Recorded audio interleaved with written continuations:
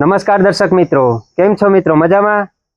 દર્શક મિત્રો, મારી યુટ્યુબ ચેનલ એટલે કે સરકારી યુટ્યુબ ચેનલમાં આપનું હાર્દિક સ્વાગત કરું છું મિત્રો, આપણે વાત કરીએ મેરેજ સર્ટી વિશે. તો મેરેજ સર્ટી પ્રમાણપત્ર કઢાવવા માટેની સંપૂર્ણ પ્રોસેસ આપણે એડવોકેટ સાહેબને પૂછશું, જેથી કરીને તમને વિગતવાર સમજાવશે. અને આ વિડીયોના માધ્યમથી હું તમને મેરેજ સર્ટી પ્રમાણપત્ર કઈ રીતનું કઢાવવું તેની સંપૂર્ણ પ્રોસેસ હું એડવોકેટ સાહેબ પાસેથી જાણી અને તમને મારા વિડીયોમાં લાઈવ બતાવીશ, જેથી કરીને તમે સરળતાથી કઢાવી શકો. તો મિત્રો, મારો વિડીયો તમને ગમે તો લાઈક, શેર અને સબસ્ક્રાઈબ કરવાનું ભૂલશો નહીં. ચાલો મિત્રો, આપણે એડવોકેટ સાહેબની મુલાકાત લઈએ અને તેમની પાસેથી જાણીએ કે એડવોકેટ સાહેબ, લગ્ન પ્રમાણપત્ર કઢાવવા માટેની સંપૂર્ણ પ્રોસેસ મારા દર્શક મિત્રોને તમે જણાવજો. નમસ્કાર મિત્રો, જય માતાજી. સૌપ્રથમ આપણે લગ્ન પ્રમાણપત્ર કઢાવવા માટે શું શું ડોક્યુમેન્ટની જરૂરિયાત પડે છે તેના વિશે જાણીશું. વરકન્યા અને વરકન્યાનું લિવિંગ સર્ટી અથવા જન્મનો દાખલો, આ બંનેમાંથી એક ડોક્યુમેન્ટ ફરજિયાત હોવું જોઈએ. કાં તમારી પાસે જન્મનો દાખલો જોઈએ, એ ના હોય તો લિવિંગ સર્ટી ફરજિયાત જોઈએ. ત્યારબાદ રહેઠાણનો પુરાવો, જેમાં આધાર કાર્ડ, વરકન્યા અને બંનેનું આધાર કાર્ડ જોઈએ છે. ત્યારબાદ આપણે રેશન કાર્ડની જરૂર પડે છે. વરકન્યાનું રેશન કાર્ડ, બંનેનું ઝેરોક્સ પડે છે એક એક.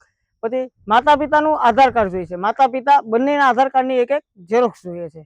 ગોર બાપાનું આધાર કાર્ડ જોઈએ. જો હિન્દુ સમાજમાંથી આવતા હોય તો ગોર દાદાનો આધાર કાર્ડ આવશે, અને મુસ્લિમ સમાજના લોકો માટે તેઓના મોલાના કહેવાય છે, તેનું આધાર કાર્ડ આવશે.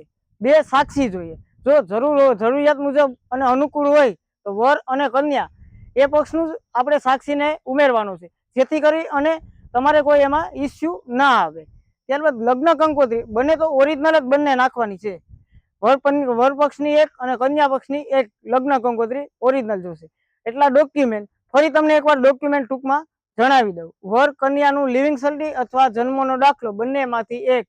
વર કન્યાનું આધાર કાર્ડ, વર કન્યાના માતા પિતાનું આધાર કાર્ડ, વર કન્યાનું માતા પિતાનું રેશન કાર્ડ, 2 સાક્ષી વર અને કન્યાનું, ગોર બાપાનું આધાર કાર્ડ, અને જો મુસ્લિમ સમાજ હોય તો મોલાનાનું આધાર કાર્ડ. એટલા ડોક્યુમેન્ટની જરૂરિયાત આપણે રહેશે.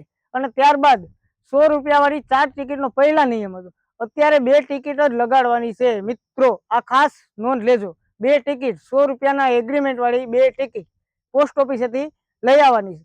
હવે આપણે ચર્ચા કરીશું કે એટલા ડોક્યુમેન્ટ ભેગા કર્યા પછી આપણે શું કરવું. તો તેના માટે ઓનલાઈન અત્યારે ઝેરોક્સ વાળાની દુકાને પણ ફોર્મ ઉપલબ્ધ છે. એમાં લગ્ન અરજીની એક જરૂરિયાત પડે છે અને 2 લગ્ન યાદીની જરૂરિયાત પડે છે. લગ્ન યાદીમાં 100 વાળી ટિકિટ 2 મારવાની હોય છે, લગાડવાની હોય છે એક એક. અને લગ્ન અરજીમાં 1 રૂપિયાની કોટની 3 ટિકિટ લગાડવાની હોય છે.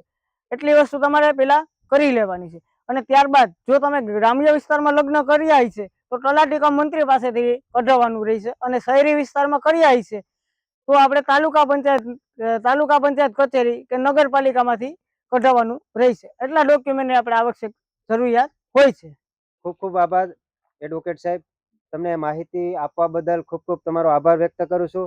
દર્શક મિત્રો, આવા ને આવા વિડીયો જોવા માટે તમે મારો વિડીયો લાઈક, શેર અને સબસ્ક્રાઇબ કરજો. તમને લગ્ન નોંધણી પ્રમાણપત્ર માટે વિસ્તૃત માહિતી એડવોકેટ સાહેબે આપી છે. તો આવીને આવી માહિતી મારા યુટ્યુબ ચેનલમાં હું મૂકતો રહીશ. તો મિત્રો, જય માતા.